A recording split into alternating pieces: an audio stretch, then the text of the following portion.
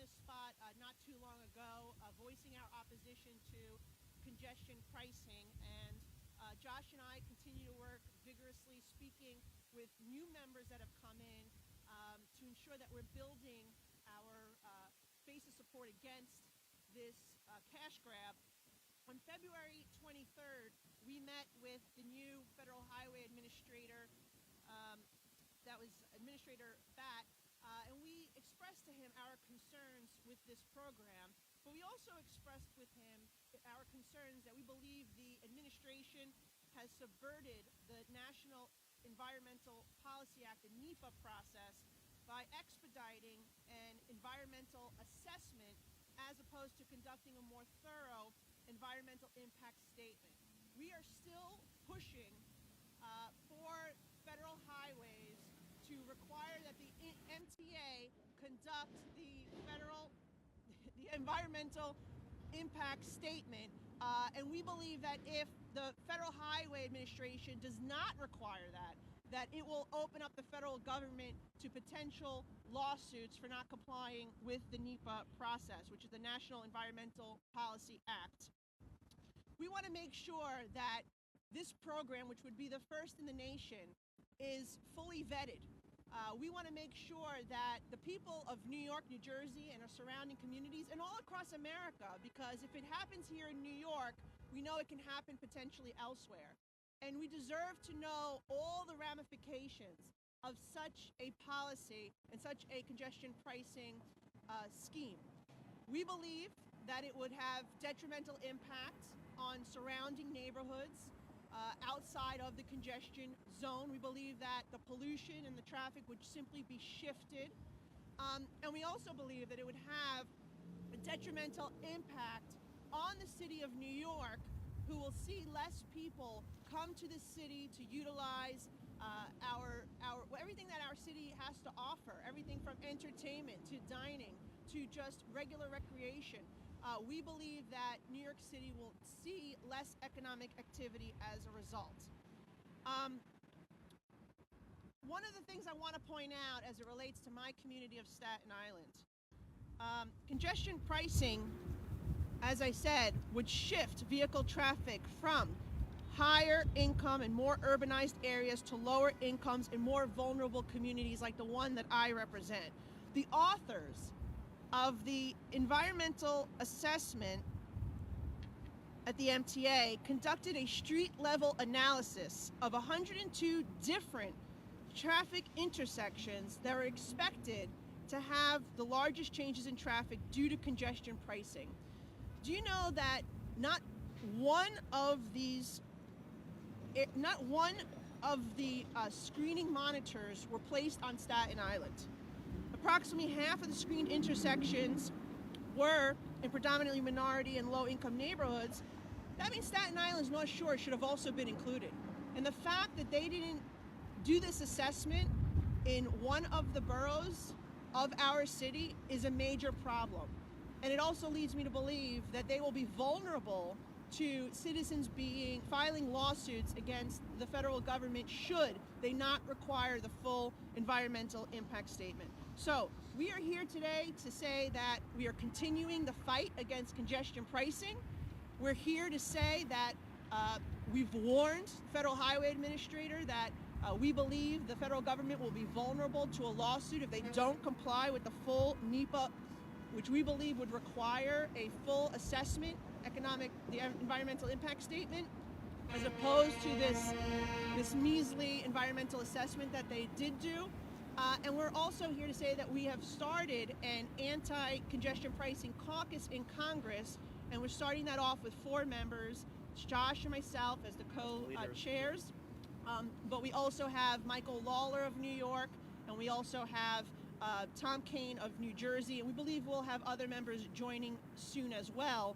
But we're starting off with 4 members, 2 from New York, 2 from New Jersey, and it is bipartisan. And so we're here to fight the fight and make sure that we defeat this congestion pricing cash grab, which is really unfair to the people that we represent. And we can talk more about other parts of the subway system and safety and all that shortly. I just wanted my colleague to be able to say a few words. Thanks, Nicole. Thanks. It's good to see everyone. It's a nice, beautiful spring day. I'd rather be back in Jersey, of course, but it's good to be in New York City for a minute, home of the absurd congestion tax plan. By now, we know the facts, and you heard Nicole cover several issues. I'm going to add to a couple more just to keep it interesting. The MTA has been so woefully mismanaged that they're desperately looking anywhere, as we know, for cash to fill the gigantic hole they dug for themselves. Their target, hardworking commuters from New Jersey and New York. They plan to charge them $23 a day just to drive south of 60th Street here in New York. That's more than $5,000 a year, all of it going to the MTA. Not a cent will go to the PATH or Jersey Transit to actually help our state in any way. The best part, the MTA admits it will cause more congestion and lead to more pollution with their congestion tax plan. It's in all their filings. It could be the MTA's new slogan, riding us will give you higher taxes, more congestion, and plumes of smog. Maybe they should put that on their new bumper sticker. Sounds like a winner for a transit system that's running a $2.5 billion deficit, even after they receive $15 billion in federal COVID emergency relief, on top of the billion they receive every year in federal support. Studies show they lost $500 million to fare skippers last year. The MTA is such a mismanaged agency, riddled with corruption, that a judge described it as, quote, an orgy of overtime fraud. That's why we're here today, to formally join forces with members of Congress on both sides of the aisle and both sides of the Hudson to fight back against the congestion tax and get to the bottom of MTA's legendary mismanagement. The new bipartisan Congressional Anti-Congestion Tax Caucus will stand up for hard-working Jersey and New York families and drivers who will soon face the MTA's $23 a day cash grab. With the creation of our new caucus, and you heard today, we're now going to be circulating as well. The start of our new action plan will be key to fighting congestion tax. First, as you saw on the poster, we need to make sure that all the effects of the congestion tax will have on the environment are studied and made public. We already know from MTA's own reporting that the congestion tax will send more trucks into northern New Jersey by the GW Bridge and into the outer boroughs to areas just outside the tolling zone, hurting lower income families. The Bronx alone could face 700 more trucks, contributing to massive pollution and congestion. The MTA admitted that children in Bergen County near I-95, and in the Bronx will face increased air pollutants and toxins. The MTA has asked the Department of Transportation, as you heard today, to fast-track their approvals. That would be a huge mistake. We've all asked the DOT to demand more extensive studies on the environmental impact on the MTA's plan. That's why we had that conversation just recently. We also need to understand the impact on the Port Authority and their capital projects like the new bus station, the airports, and the aging bridges, tunnels, and ports. Second, we need to protect hardworking Jersey and New York families from having their pocketbooks drained, and we need to look out for small businesses here in the city who are already struggling. That's why there's been such an outcry of opposition from small businesses and chambers of commerce to taxi drivers to Uber drivers. Older folks, folks with disabilities, and those visiting doctors and hospitals here have no choice but to drive in the city because they are receiving life-saving care at hospitals like Beth Israel or NYU. And let me be clear, every scenario the MTA released will whack drivers with a new tax. Third and finally, there needs to be appropriate federal oversight and increased accountability of the MTA and their questionable uses of billions in federal funds they've received. As the old Wendy's ad said, where's the beef? My question for the MTA is, where did all the money go that we sent you? This is an extremely corrupt and mismanaged agency that we're dealing with. There are countless indictments and investigations into bid rigging and fraud for soliciting and accepting bribes from contractors. We already mentioned the outrageous fare skipping.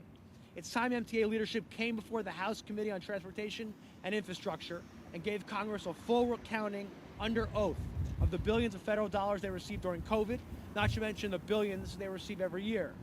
And to help with the oversight, as co-chairs of the Anti-Congestion Tax Caucus, Congresswoman Malliotakis and I, together, are introducing bipartisan legislation that will require the Office of Inspector General of the Department of Transportation to conduct a full audit of the MTA.